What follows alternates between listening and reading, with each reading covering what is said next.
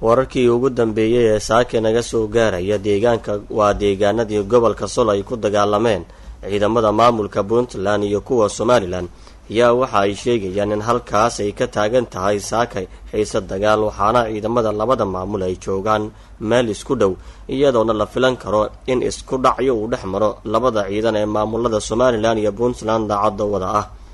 ciidamada maamulka Puntland iyo Somaliland ayaa weli waxa ay ku sugan yihiin deegaanka Tukaraq iyo deegaanada hoos yimaada. waxa ay sidoo kale xaqiijiyeen dadka deegaanka gobolka Sool in labada dhinac ay wataan boqolaal ka mid ah gaadiidka dagaalka, taasoo dadka cabsi badan iyo walwal ku abuurtay.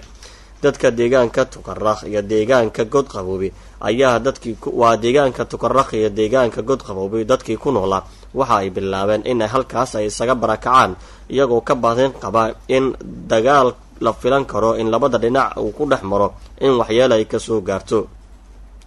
maalmihii la soo dhaafay waxaa xoogeysay xiisada dagaal ee labada maamul ciidamada Somaliland iyo Puntland, iyadoo dagaaladii dhex marana uu ka dhashay khasaaro dhimasho iyo dhaawac oo labada dhinac ay qayb ay ka yihiin dadka waxyeeladu ay soo gaartay. deegaanka Tukaraq waxa uu joogto u noqday deegaan culaadeed tan iyo markii maamulada Somaliland iyo Puntland ciidamadoodu halkaas ay geeyeen.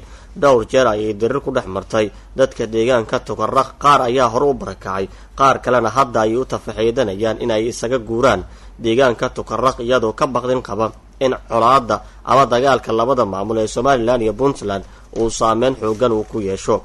inkastoo xaaladdu ay degan tahay, haddana rasaas aan la maqlaynin. waxaa jira cabsi xoogan oo dadka deegaanku ay qabaan oo ah in Somaliland iyo Puntland ciidamadoodu daqiiqad kasta ay dagaalami karaan.